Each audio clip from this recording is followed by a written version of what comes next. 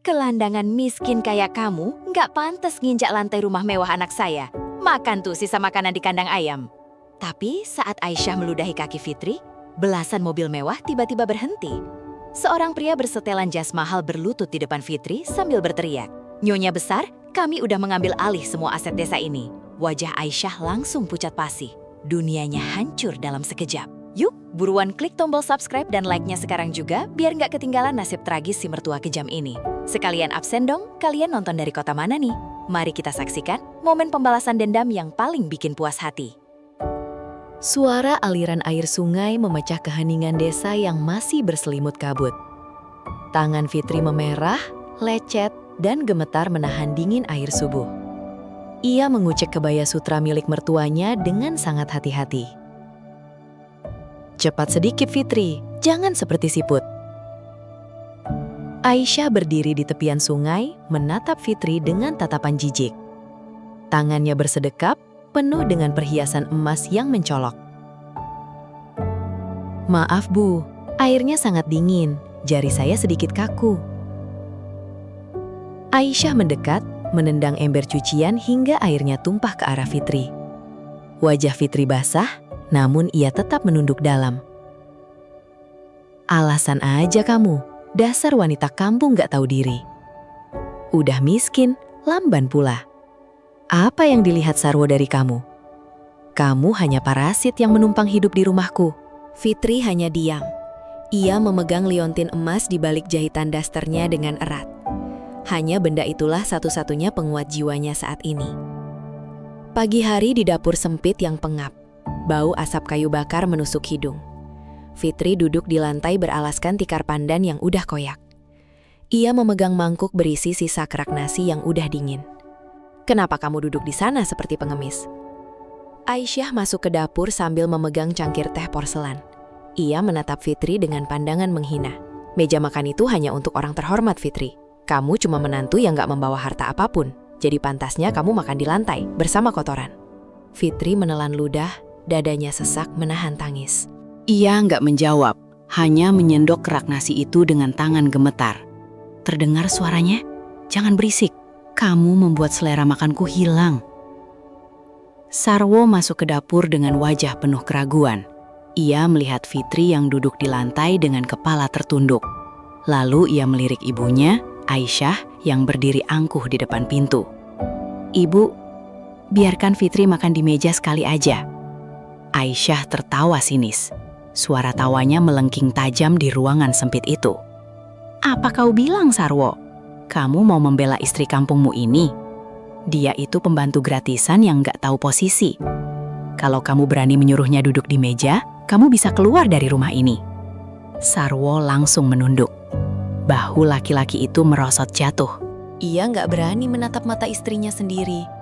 "Maafkan aku, Fitri. Lakukan aja apa yang ibu mau." Fitri masih diam. Ia menggigit bibir bawahnya sampai berdarah. Di balik daster kumalnya, ia meremas liontin itu hingga membekas di telapak tangannya. "Udah dengar, Sarwo, bahkan suamimu pun malu mengakui kamu." Aisyah berjalan mendekat, lalu dengan sengaja menyenggol mangkuk Fitri. Kerak nasi itu jatuh berserakan di lantai tanah yang lembab. "Ups, tanganku licin." Aisyah menatap Fitri yang kini mematung di lantai. "Ambil dan makan itu sekarang juga. Jangan sampai ada satu butir pun yang tersisa. Kalau kamu berani membuangnya, aku akan memastikan kamu gak mendapat jatah makan besok." Fitri menyapu nasi yang jatuh di lantai tanah dengan jemarinya. Tanah hitam menempel di nasi itu, namun ia memakannya juga. Sarwo hanya diam mematung di sudut dapur. Gak ada pembelaan, gak ada pelukan, hanya ada keheningan yang menyiksa. "Bagus, itulah tempatmu yang sebenarnya. Jangan pernah lupa, kamu bukan siapa-siapa di rumah ini. Kamu hanya sampah yang aku izinkan menumpang tidur." Aisyah berbalik pergi, meninggalkan aroma parfum mahal yang kontras dengan bau dapur. Sarwon mengikuti ibunya keluar, meninggalkan Fitri sendirian dalam gelap. Fitri menutup matanya perlahan. Air matanya jatuh mengenai lantai dapur air dapur. Liontin di balik bajunya terasa semakin panas, seolah membakar dadanya. "Sabar Fitri, sebentar lagi." "Hanya sedikit lagi." Ia mengusap sisa nasi di lantai, lalu berdiri dengan lutut yang terasa ngilu. Daster kumal itu basah oleh air mata dan sisa air sungai tadi pagi. Namun di balik daster itu, ada detak jantung yang menyimpan rahasia besar. Sebuah rahasia yang akan menghancurkan kesombongan Aisyah dalam satu kedipan mata. Fitri tersentak saat pintu dapur didobrak kasar oleh Aisyah. Suara dentuman kayu yang beradu dengan dinding membuat Fitri hampir menjatuhkan piring plastik berisi sisa kerak nasi. "Cepat Fitri, bawa barang-barangmu dan ikuti aku ke pasar. Jangan menatapku dengan tatapan melas seperti itu. Kau udah membuatku malu karena penampilanmu yang seperti gelandangan ini." "Ibu, saya harus menyelesaikan cucian dulu." "Peduli setan dengan cucian. Hari ini ada arisan ibu-ibu pejabat desa. Aku ingin semua orang melihat betapa nggak becusnya menantu yang kupilih untuk Sarwo." Aisyah mencengkram lengan Fitri, menariknya paksa keluar rumah menuju jalanan desa yang berdebu. Sesampainya di pasar, kerumunan ibu-ibu berpakaian mentereng udah berkumpul di bawah tenda besar. Mereka tertawa, bergosip tentang siapa yang paling kaya bulan ini. Aisyah sengaja mendorong Fitri ke tengah-tengah lingkaran. "Lihatlah wanita ini, istri dari anakku yang terhormat. Baju aja lusuh, bau amis sungai, gak punya harga diri sedikit pun." Fitri hanya bisa menunduk dalam. Ia meremas jemarinya yang masih kasar karena deterjen. Di balik daster kumalnya, jari-jarinya mencari liontin emas itu. Dinginnya logam liontin di kulitnya menjadi satu-satunya sumber ketenangan di tengah riuhnya cemoohan. Salah seorang wanita kaya menyenggol lengan Fitri dengan tas bermaraknya. "Dengar ya Fitri, kamu itu cuma pembantu gratisan di rumah Aisyah. Jangan bermimpi bisa jadi nyonya rumah. Kamu nggak pantas duduk di sini. Bahkan untuk menginjak lantai pasar yang bersih ini aja, aku rasa udah terlalu mewah buat kamu." Aisyah tertawa puas. Ia mengambil segelas kopi panas dari meja penjual. Tanpa peringatan, Aisyah menuangkan air panas itu tepat ke atas kaki Fitri yang beralaskan sendal jepit usang. Fitri memekik tertahan. Rasa panas menjalar ke kulitnya yang udah luka-luka. "Aduh, maaf ya Fitri, tanganku licin. Tapi, karena kamu udah terbiasa membersihkan lantai kandang ayam, seharusnya lantai pasar ini bukan masalah besar kan? Sapu sekarang, bersihkan tumpahan kopiku. Di depan semua orang, bersihkan." Fitri gemetar, matanya memanas, namun ia menahan air mata itu agar nggak jatuh. Ia berlutut di atas lantai pasar yang kotor. Ia memungut kain lap yang disodorkan Aisyah dengan ujung kaki. Di sekelilingnya, ibu-ibu arisan itu nggak berhenti mencibir. "Kasihan sekali Sarwo, punya istri nggak punya otak dan nggak punya kelas. Udah miskin, bodoh lagi. Pantas aja diperlakukan seperti anjing." Fitri terus mengelap lantai itu dengan gerakan lambat. Setiap gesekan kain pada lantai terasa seperti hinaan yang menggores harga dirinya. Namun di dalam lubuk hatinya, Fitri berbisik pelan. "Tertawalah sepuas kalian hari ini. Karena setelah ini, nggak akan ada lagi air mata yang jatuh karena kalian." Tiba-tiba, Aisyah menendang ember air bekas pel milik Fitri hingga tumpah membasahi rok Fitri. "Masih kurang bersih, ulangi lagi." "Kamu memang ditakdirkan untuk menjadi debu di kakiku, Fitri." Fitri menengadah, menatap Aisyah dengan tatapan yang kosong namun tajam. "Berapa lama lagi ibu ingin saya melakukan ini? Sampai aku bosan. Atau sampai kau sadar diri dan pergi dari rumahku tanpa membawa apapun." Fitri berdiri perlahan. Ia nggak lagi menunduk. Ia menatap Aisyah tepat di matanya, membuat Aisyah sedikit terkejut dengan perubahan aura menantunya. "Kenapa kau menatapku begitu? Mau melawan?" "Ingat Fitri, tanpa bantuan Sarwo, kau bukan siapa-siapa di desa ini." Fitri hanya diam. Ia kembali memegang liontinnya lebih erat. Di balik daster kumal itu, detak jantungnya berpacu. Bukan karena takut, melainkan karena ia tahu waktu pembalasan udah semakin dekat. Ia membungkuk sekali lagi, lalu berbalik meninggalkan Aisyah yang masih mendengus kesal di depan para wanita arisan. Biarkan dia pergi. Dia hanya akan kembali ke gudang busuknya untuk menangis. Aisyah melambai-lambaikan tangannya seolah mengusir lalat. "Ayo kita lanjutkan arisannya ibu-ibu. Jangan biarkan sampah seperti dia merusak suasana hati kita." Fitri terus berjalan menyusuri pasar, mengabaikan kakinya yang melepuh. Ia tahu, setiap langkah yang ia ambil hari ini adalah langkah menuju kehancuran Aisyah yang tinggal menghitung hari. Matahari udah mulai turun di ufuk barat. Fitri menyeret kakinya yang berdarah menuju rumah tua yang ia tinggali bersama Aisyah dan Sarwo.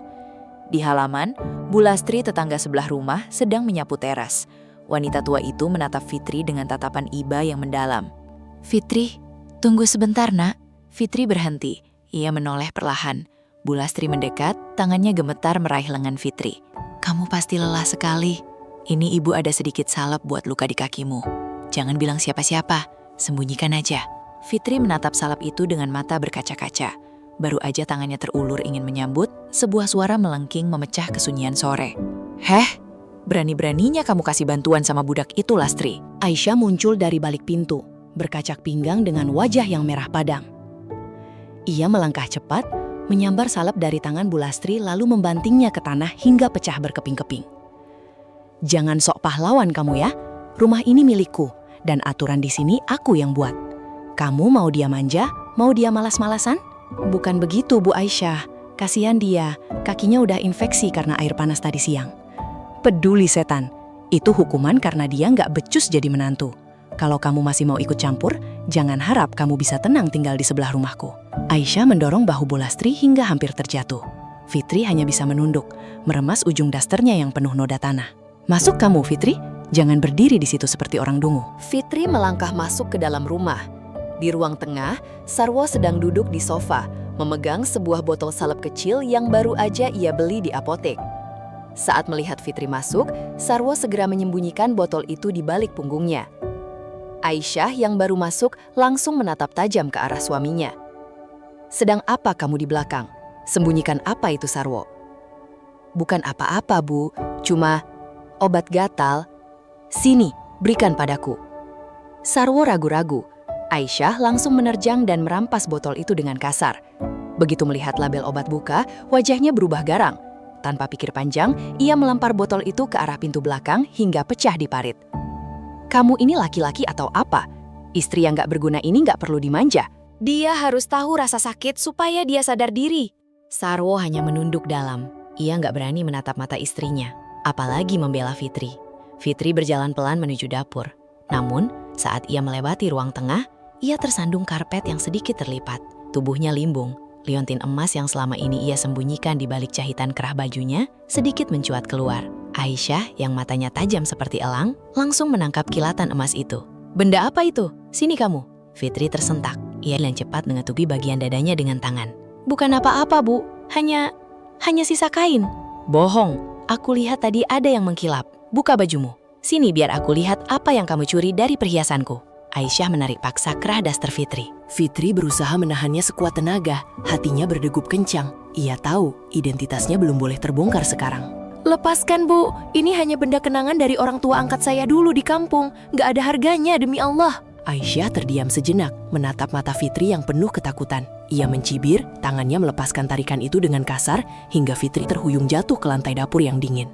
Kenangan, paling-paling cuma barang rongsokan dari orang tuamu yang miskin itu. Pakai aja, aku gak sudi menyentuh barang murahan milikmu. Aisyah berbaik terdi, namun langkahnya terhenti. Ia menoleh ke arah dapur dengan senyum sinis yang mengerikan. Besok akan ada acara syukuran keluarga besar. Aku gak mau wajah jelekmu merusak pemandangan tamu-tamuku yang terhormat. Tidurlah di kandang ayam belakang. Kalau aku melihatmu keluar sebelum matahari terbit, aku pastikan kamu gak akan pernah bisa melihat suamimu lagi. Aisyah melenggang pergi meninggalkan Fitri yang terduduk lemas di lantai dapur. Fitri memegang liontinnya erat-erat, merasakannya menempel di kulit dadanya, seolah menjadi satu-satunya napas yang tersisa dalam hidupnya yang hancur. Ia menatap dinding dapur yang lembab. Tunggu sebentar lagi, Aisyah. Hanya tinggal menghitung jam. Kamu akan tahu siapa sebenarnya wanita yang kamu injak-injak ini. Fitri perlahan berdiri. Ia nggak menangis lagi. Air matanya telah kering, digantikan oleh bara dendam yang mulai membakar jiwanya. Ia melangkah keluar menuju belakang rumah, menuju bau amis kandang ayam, tempat di mana Aisyah menganggapnya pantas berada. Di kegelapan malam, Fitri hanya bisa menatap langit. Ia tahu, badai besar sedang bersiap untuk menyapu bersih seluruh kesombongan yang dibangun Aisyah di atas penderitaannya. Tangan Fitri gemetar saat ia merogoh saku daster kumalnya yang sobek.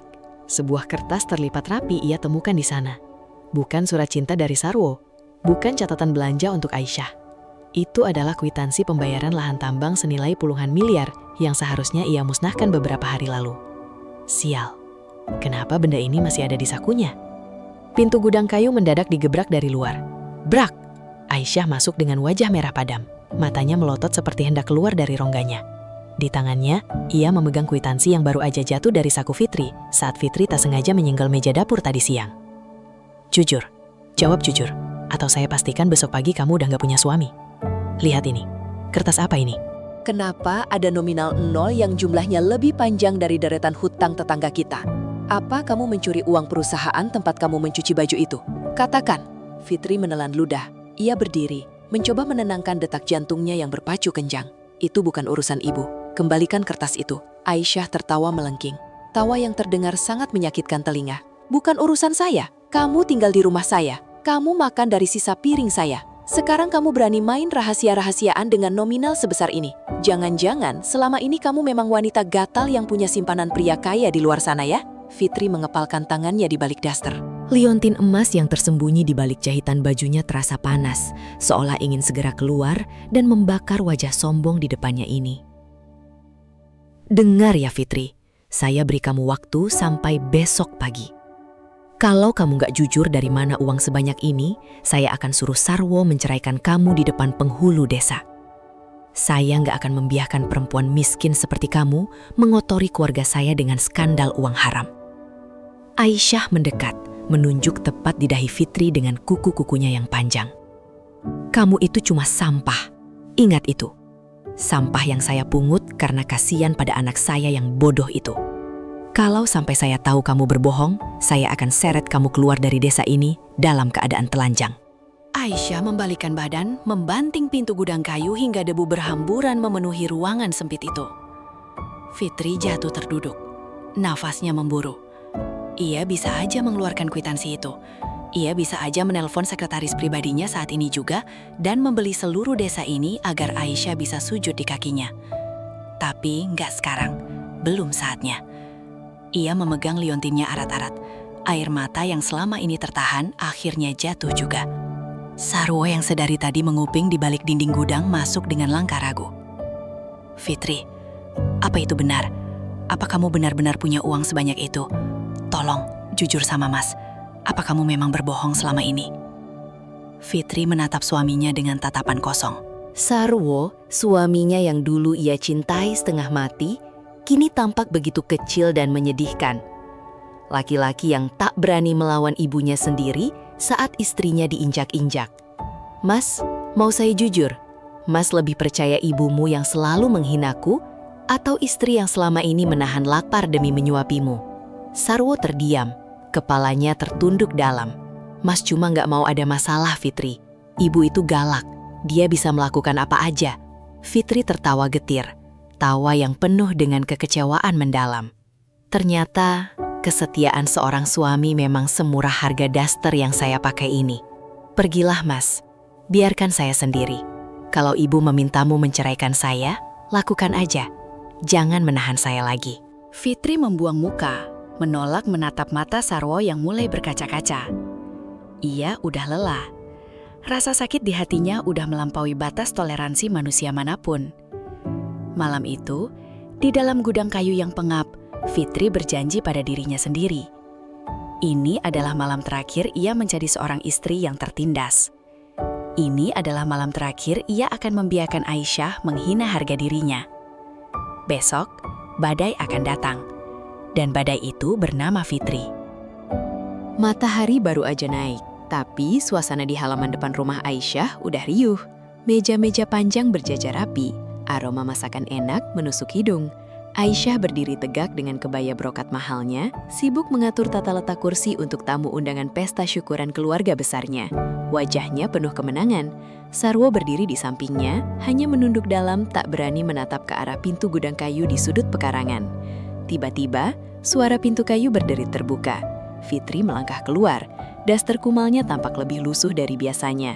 Rambutnya acak-acakan, wajahnya pucat pasi karena nggak tidur semalaman. Baru aja kakinya menginjak halaman, Aisyah berteriak melengking. "Heh, wanita pembawa sial! Siapa suruh kamu keluar dari kandang itu?" Fitri berhenti melangkah. Ia menatap Aisyah dengan tatapan yang berbeda. Bukan lagi tatapan memelas. Bukan lagi tatapan takut-takut. Itu tatapan dingin yang membuat Sarwo tanpa sadar mundur selangkah. Hari ini ada tamu terhormat, Fitri. Jangan buat mereka jijik melihat rupa gembelmu itu. Aisyah melangkah maju. Tangannya menunjuk ke arah kandang ayam di belakang rumah. Masuk ke sana sekarang. Jangan berani keluar sebelum pesta selesai. Kamu cukup duduk di samping ayam-ayam itu, mengerti? Fitri nggak bergeming. Ia justru mendekat ke arah meja prasmanan. Aisyah murka. Ia menyambar sebuah piring porselen berisi lauk pauk dari tangan Fitri dengan kasar, hingga piring itu jatuh dan pecah berkeping-keping. Udah nggak tahu diri, sekarang mau merusak pesta saya. Aisyah berteriak memanggil tetangga-tetangganya yang baru berdatangan. Lihat menantu nggak tahu diuntung ini. Saya udah kasih tumpangan, tapi dia malah mau mencuri perhiasan saya. Aisyah menunjuk-nunjuk wajah Fitri dengan telunjuknya yang dipenuhi cincin emas. Iya, bapak-bapak, ibu-ibu, cincin berlian saya hilang 2 hari lalu.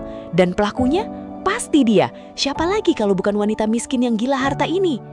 Para tamu undangan mulai berbisik-bisik. Mereka memandang Fitri dengan tatapan jijik. Sarwo akhirnya memberanikan diri bicara meski suaranya bergetar.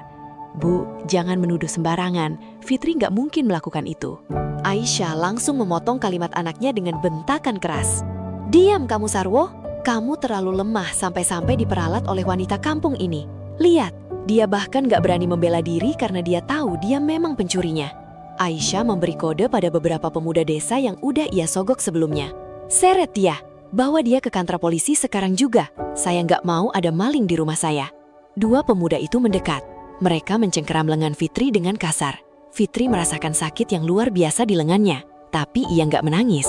Ia justru tersenyum tipis. Sebuah senyuman yang membuat tetangga tua di pojok sana meneteskan air mata haru. Kenapa kamu tersenyum, hah? Masih belum cukup malu? Aisyah meludahi kaki Fitri. Dasar perempuan rendahan. Kamu itu cuma sampah di rumah ini. Sekarang pergi dari sini sebelum saya sendiri yang menghajarmu sampai babak belur. Fitri menarik napas panjang. Ia melepaskan cengkraman kedua pemuda itu dengan satu sentakan tangan yang kuat. Tenaga yang gak biasanya ia keluarkan. Ibu Aisyah. Suara Fitri tenang namun bergema di tengah keheningan halaman yang mendadak sunyi. Pesta ini sangat mewah. Makanannya enak, dekorasi bunganya mahal. Fitri melangkah maju, membiarkan daster kumalnya terseret debu tanah. Tapi tahukah ibu, di mana ibu berdiri sekarang? Aisyah tergelak sinis. Tentu aja di rumah saya, tanah warisan keluarga besar saya. Fitri tertawa kecil. Sebuah tawa yang meremehkan. Tanah ini, rumah ini, bahkan setiap jengkal ubin yang ibu injak untuk memamerkan perhiasan curian itu, Fitri meraba bagian dalam jahitan daster kumalnya. Jari-jarinya menyentuh liontin emas kuno yang selama ini menjadi rahasia hidupnya. Semuanya adalah milik saya. Aisyah terbelalak. Ia mundur, lalu tertawa lepas sampai memegangi perutnya. Gila, kamu udah gila Fitri. Kamu benar-benar udah gila karena kelaparan. Aisyah memalingkan wajah ke arah tamu undangan. Lihat sendiri bapak-bapak, dia udah nggak waras. Cepat bawa dia pergi dari sini. Saya nggak mau rumah saya ketularan nasib sialnya. Para pemuda itu kembali mencengkeram bahu Fitri dengan lebih keras. Kali ini, mereka menyeret Fitri menuju gerbang depan. Fitri nggak melawan. Ia membiarkan dirinya ditarik. Namun, tepat di ambang gerbang, tepat saat ia melihat debu jalanan yang mulai berterbangan, Fitri berhenti. Ia memutar tubuhnya dengan cepat. Wajahnya yang tadinya tertunduk kini menatap tajam ke arah Aisyah. Ibu benar, saya udah terlalu lama diam. Fitri merobek jahitan daster kumalnya. Ia menarik keluar liontin emas lambang perusahaan besar yang berkilau di bawah sinar matahari. Dan sekarang, Fitri menunjuk ke arah kejauhan, ke arah jalan utama desa yang sunyi. Badai itu udah sampai di depan rumah ibu. Tiba-tiba, suara deru mesin kendaraan berat memekakkan telinga. Bukan 1, bukan 2. 10 mobil hitam mewah berjejer memadati jalanan desa yang sempit. Aisyah terdiam. Wajahnya yang tadinya merah karena marah, perlahan memucat. Sarwo menatap mobil-mobil itu dengan mulut terbuka lebar. Pintu mobil paling depan terbuka. Seorang pria dengan setelan jas mahal keluar, diikuti barisan pengawal berseragam hitam yang bergerak dengan presisi militer. Mereka berbaris rapi. Lalu, di hadapan seluruh warga desa yang terpaku, Pria bersetelan jeans itu berjalan cepat ke arah Fitri. Ia nggak bicara. Ia langsung berlutut di atas tanah yang kotor, tepat di depan kaki Fitri. Nyonya besar. Pria itu menundukkan kepala dalam-dalam. Kami udah terlambat datang. Maafkan kami, Nyonya. Aisyah merosot jatuh ke tanah. Kakinya lemas. Cincin emas di jarinya tiba-tiba terasa sangat berat. Seberat rasa takut yang kini menghujam jantungnya. Fitri berdiri tegak. Ia nggak lagi terlihat seperti menantu yang tertindas. Ia adalah seorang ratu yang baru aja terbangun dari tidurnya. Ia menatap Aisyah yang kini gemetar hebat di bawah sana. Aisyah, Fitri melangkah mendekat. Suaranya dingin dan tajam seperti silet. Pesta syukuran ini udah berakhir. Fitri menoleh pada pengawalnya. Ambil alih rumah ini sekarang juga. Para pengawal bergerak cepat. Bagai bayangan hitam, mereka mengosongkan ruangan dalam hitungan detik. Kursi tamu yang mahal disingkirkan. Taplak meja yang disulam dengan susah payah oleh Fitri ditarik paksa. Aisyah menjerit histeris. Ia berusaha menahan lemari kayu jati miliknya. "Jangan, itu lemari milikku. Siapa kalian berani-beraninya menyentuh barang-barang di rumahku?" Fitri berdiri tegak di tengah ruangan. Ia nggak lagi menunduk. Matanya menatap Aisyah dengan sorot yang belum pernah dilihat siapapun selama ini. "Rumahmu, Aisyah. Sejak kapan rumah ini jadi milikmu?" Tiba-tiba, si wanita tua tetangga sebelah melangkah masuk ke dalam rumah. Ia nggak lagi membungkuk ketakutan. Ia berdiri tegak, memegang sebuah map besar berisi dokumen resmi. Ibu Aisyah, Anda benar-benar lupa siapa yang membayar cicilan rumah ini sejak 5 tahun lalu. Aisyah terbelalak. Ia menunjuk si wanita tua dengan jari gemetar. Kau wanita tua nggak tahu diri. Berani-beraninya kau masuk rumahku dan bicara omong kosong. Si wanita tua itu tersenyum tipis. Ia membuka map tersebut dan melempar dokumen di atas meja yang tersisa. Ini bukan omong kosong. Ini surat perjanjian jual beli yang ditandatangani di atas materai. Pemilik sah bangunan ini adalah Nyonya Fitri. Bukan Anda, bukan juga anak Anda, Sarwo. Aisyah tertawa sumbang. Suaranya pecah, penuh dengan kepanikan yang ia tutupi dengan kesombongan yang tersisa. Halah, kertas palsu. Kalian semua bersekongkol untuk menipuku ya? Dasar pembantu kampung. Kalian pikir bisa menakuti saya dengan dokumen sampah seperti ini? Tepat saat itu, deru mesin mobil mewah terdengar dari halaman depan. Suaranya menggelegar, membelah keheningan desa yang tadinya ramai dengan pesta. 4 orang pengawal berseragam hitam turun dari mobil. Mereka berdiri membentuk barikade. Di antara mereka, seorang pria berpakaian jas rapi keluar. Ia memegang sebuah tongkat jalan, namun langkahnya begitu berwibawa. Ia berjalan mendekati Fitri, lalu tanpa ragu, pria itu berlutut di lantai yang tadi pagi dipel oleh Fitri dengan air mata. "Nyonya besar, maafkan keterlambatan saya. Kami baru aja menyelesaikan urusan administrasi di kantor pertanahan." Aisyah ternganga. Mulutnya menganga lebar. Napasnya memburu tak beraturan. Apa maksudnya ini? Siapa orang ini? Fitri, jawab saya." Fitri melangkah mendekati Aisyah. Ia menarik sesuatu dari balik dadanya. Sebuah liontin emas kuno dengan ukiran lambang perusahaan tambang terbesar di Sulawesi. Liontin itu berkilau tertimpa cahaya lampu rumah. "Ini adalah lambang keluarga saya, Aisyah. Keluarga yang selama ini kau hina sebagai keluarga miskin yang gak punya harga diri." Aisyah mundur selangkah hingga punggungnya menabrak dinding. Enggak mungkin.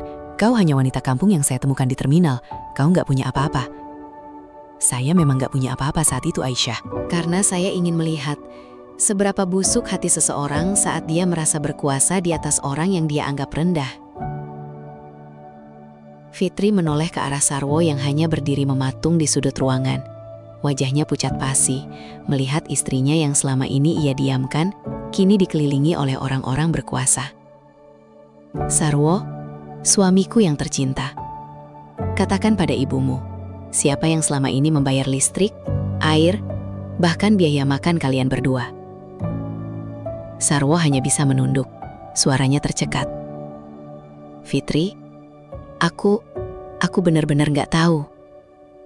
Aisyah menyambar lengan Sarwo, mencengkeramnya dengan kuku-kuku yang gemetar. "Sarwo, katakan sesuatu. Bilang pada wanita ini kalau dia gak punya hak. Rumah ini milik kita." Fitri tertawa kecil. Suara tawanya dingin seperti es. "Hak, Aisyah, jangankan rumah ini. Desa ini pun bisa saya beli dalam 1 kedipan mata jika saya mau. Fitri memberi isyarat pada pengawalnya, ambil kunci rumah ini sekarang juga. Keluarkan semua barang-barang milik wanita ini ke halaman. Jangan biarkan ada satu baut pun yang tertinggal. Aisyah jatuh terduduk. Lututnya lemas. Ia mulai menangis. Bukan tangisan penderitaan, melainkan tangisan kehancuran harga diri. Fitri, tolong, jangan lakukan ini. Saya ini mertuamu. Saya udah merawatmu. Fitri berjongkok di depan Aisyah. Ia menatap tajam ke mata wanita yang telah menyiksanya selama bertahun-tahun. Merawat saya? Kau memperlakukan saya seperti budak. Kau memaksa saya makan sisa makananmu di dapur. Kau menyuruh saya tidur di kandang ayam saat kau berpesta. Fitri berdiri, lalu melepas daster kumal yang ia kenakan. Di baliknya, ia mengenakan pakaian sutra mahal yang selama ini ia sembunyikan. Ia melemparkan daster kumal itu tepat ke wajah Aisyah. Pakai daster ini. Itu adalah lambang kemiskinan yang kau berikan pada saya. Sekarang, silakan nikmati sendiri daster itu di jalanan. Aisyah menjerit histeris saat pengawal mulai menyeret barang-barangnya keluar. Fitri, jangan tinggalkan saya. Sarwo, cegah istrimu. Sarwo. Sarwo hanya bisa berdiri terpaku, gak berani menatap mata istrinya yang kini bertransformasi menjadi sosok wanita paling berkuasa yang pernah ia temui. Fitri berjalan menuju pintu keluar. Ia nggak menoleh lagi. Buang semua sampah itu keluar dari tanah saya. Hari ini, di rumah ini, nggak boleh ada lagi jejak penghinaan. Fitri melangkah keluar, disambut oleh mobil-mobil mewah yang berjejer rapi. Di belakangnya, Aisyah meratap. Suaranya parau memanggil-manggil nama Fitri yang kini udah nggak lagi mengenalnya. CEO berjas hitam rapi itu melangkah keluar dari mobil Mercedes Maybach yang berkilau terkena cahaya matahari. Tanpa memedulikan lumpur yang mengotori sepatu mahalnya, ia berjalan cepat menuju Fitri. Tepat di hadapan Fitri, pria itu berlutut. Kepalanya tertunduk dalam. Tangannya terangkat, menyentuh ujung kaki Fitri dengan penuh hormat. "Mohon maafkan keterlambatan saya, Nyonya Besar," ucapnya dengan suara bergetar namun tegas. "Segala aset telah kami siapkan. Seluruh sertifikat tanah di desa ini, termasuk rumah yang berdiri di belakang Anda, kini udah berpindah tangan secara sah ke atas nama Anda." Aisyah yang masih tersungkur di tanah terbelalak. Mulutnya menganga lebar. Jantungnya seolah berhenti berdetak saat mendengar kata-kata itu. Apa maksud kalian? Ini rumah saya. Ini milik keluarga Sarwo. Kalian gila. Kalian pasti disewa oleh perempuan miskin ini untuk menipu saya. Teriak Aisyah histeris, meski tubuhnya gemetar hebat. Fitri perlahan menyentuh kerah daster kumalnya. Satu persatu kancing yang udah lapuk itu ia buka. Di balik kain kusam itu, tersingkap gaun sutra berwarna champagne yang memancarkan aura kemewahan yang tak terbantahkan. Ia melepas daster itu, lalu melemparkannya tepat ke wajah Aisyah. "Ambil ini, Aisyah." Suara Fitri dingin dan tajam seperti silet. "Ini adalah satu-satunya barang yang tersisa dari masa-masa kamu menginjak-injak harga diri saya. Sekarang simpan itu sebagai kenang-kenangan, bahwa kamu pernah memiliki majikan yang begitu sabar, sampai akhirnya kesabaran itu habis." Aisyah gemetar hebat. Ia merangkak mendekati kaki Fitri, mencoba memegang ujung kain sutra Fitri yang bersih. "Fitri, tolong, aku hanya mertuamu. Sarwo, katakan sesuatu pada istrimu. Jangan biarkan dia melakukan ini." Sarwo hanya berdiri mematung di ambang pintu. Wajahnya pucat pasi. Ia bahkan gak berani menatap mata Fitri. "Sarwo gak punya hak bicara di sini, Aisyah," sahut Fitri tanpa menoleh sedikit pun. "Karena mulai detik ini, dia pun bukan siapa-siapa di mata saya. Dia hanyalah laki-laki yang membiarkan istrinya disiksa di gudang kayu saat dia kenyang menikmati hidangan di meja makan." CEO itu bangkit berdiri, lalu memberikan sebuah map tebal kepada Fitri. Fitri membukanya perlahan. Ia menatap Aisyah yang kini benar-benar hancur mentalnya. "Pengacara saya udah di sini. Dalam waktu 1 jam, semua perabotan mewah hasil curian dan hasil menindas orang yang kamu bawa ke rumah ini akan disita. Kamu bilang saya pencuri. Kamu bilang saya wanita kampung yang gak punya masa depan?" Fitri mendekatkan wajahnya ke telinga Aisyah. "Lihatlah sekelilingmu. Desa ini, pasar tempat kamu mempermalukan saya, bahkan tanah yang kamu pijak saat ini, semuanya milik saya. Saya bisa meratakan rumah ini dengan tanah dalam waktu 10 menit jika saya mau. Aisyah meraung. Ia menangis sejadi-jadinya. Air mata dan ingus bercampur dengan debu di wajahnya yang kini terlihat sangat tua dan menyedihkan. Tolong, Fitri, jangan usir saya. Saya nggak punya tempat tinggal lagi. Itu bukan urusan saya, jawab Fitri singkat. Dulu, saat kamu menyuruh saya tidur di kandang ayam, apakah kamu memikirkan di mana saya harus berteduh? Saat kamu memaksa saya memakan sisa makanan, apakah kamu memikirkan kelaparan saya? Fitri menoleh ke arah pengawal di belakangnya. Buang semua sampah itu keluar dari tanah saya. Hari ini, di rumah ini, nggak boleh ada lagi jejak penghinaan. Para pengawal bergerak cepat. Mereka mulai mengangkut barang-barang mewah dari dalam rumah.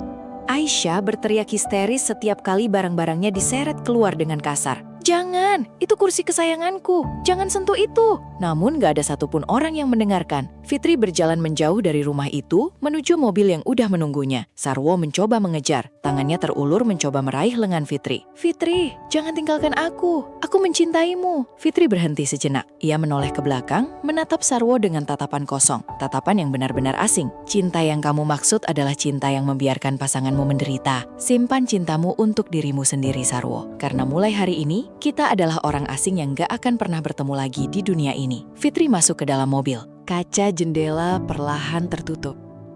Mobil mewah itu melaju perlahan, meninggalkan debu yang menerpa wajah Aisyah dan Sarwo yang kini hanya bisa terduduk diam di tanah kosong yang sebentar lagi akan mereka tinggalkan. Aisyah memeluk daster kumal itu di dadanya, menangis sejadi-jadinya, sementara Fitri menatap lurus ke depan, menuju kehidupan baru di mana nggak ada lagi air mata, nggak ada lagi daster kumal, dan nggak ada lagi orang-orang berhati iblis seperti mereka. Suara mesin mobil mewah menderu pelan. Debu-debu berterbangan di halaman rumah yang kini terasa sangat asing bagi Aisyah. Fitri melangkah mendekat ke arah Aisyah yang masih memeluk daster kumal itu. Langkah kaki Fitri tegas. Setiap injakan sepatunya seolah menghancurkan ego Aisyah yang selama ini menjulang tinggi. Masih mau memeluk daster itu, Bu? Daster yang selama ini Ibu jadikan alat untuk merendahkan harga diri saya. Aisyah gemetar. Wajahnya pucat pasi. Ia nggak sanggup menatap mata Fitri yang kini memancarkan kewibawaan seorang pemimpin besar. Fitri, tolong. Ini cuma salah paham. Kita keluarga, Fitri. Fitri tersenyum tipis. Senyum yang nggak lagi menyiratkan kesedihan. Itu adalah senyum kemenangan. Keluarga? Apa ibu pernah menganggap saya keluarga saat ibu membiarkan saya tidur di kandang ayam? Apa ibu pernah menganggap saya manusia saat ibu menyuruh saya memakan sisa kerak nasi di lantai dapur? Fitri memberi isyarat kepada pengawalnya.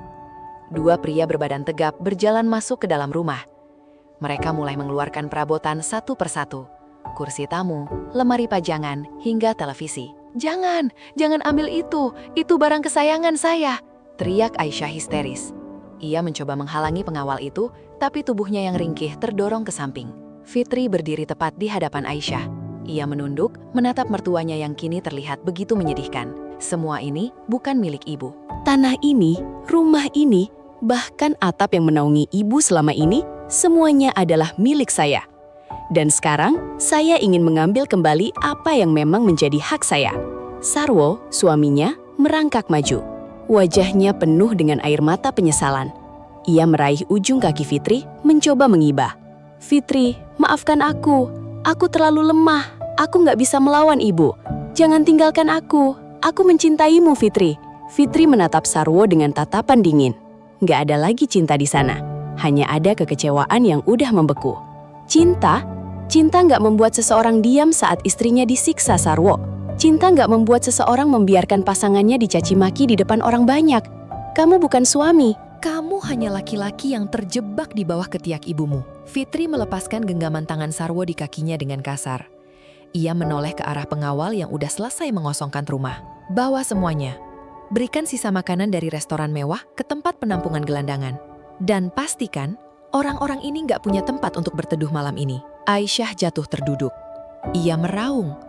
Tumpukan harta yang selama ini ia banggakan kini habis dalam sekejap mata. "Fitri, kamu kejam! Kamu bukan menantu yang saya kenal!" teriak Aisyah dengan sisa-sisa amarahnya. Fitri membungkuk sedikit, berbisik tepat di telinga Aisyah dengan suara yang tajam seperti silet. "Menantu yang ibu kenal udah mati sejak ibu menumpahkan air panas ke kaki saya di pasar itu." Sekarang, nikmatilah sisa hidup ibu sebagai orang yang paling gak punya apa-apa. Persis seperti apa yang ibu rencanakan untuk saya. Fitri berbalik. Ia nggak menoleh lagi. Ia berjalan menuju mobil hitam yang udah menunggu dengan pintu terbuka lebar. Sarwo masih berusaha memanggil namanya. Tapi Fitri udah menutup pintu mobil.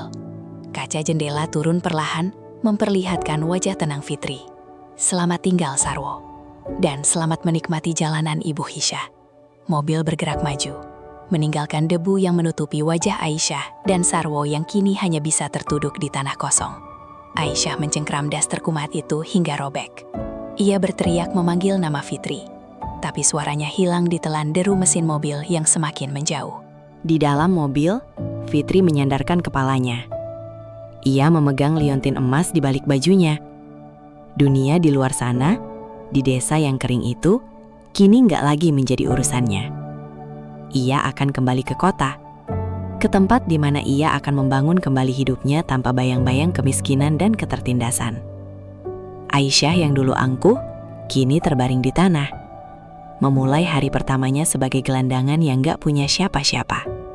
Tepat di tempat di mana ia dulu sering berdiri, memaki, dan merendahkan Fitri. Keadilan akhirnya datang. Gak dengan air mata, tapi dengan kekuatan yang menghancurkan segalanya. Fitri gak lagi menoleh. Ia menatap masa depan, tempat di mana gak ada lagi daster kumal dan gak ada lagi penderitaan. Semuanya udah berakhir. Dan bagi Aisyah, semuanya baru aja dimulai. Dimulai dengan kehancuran yang mutlak.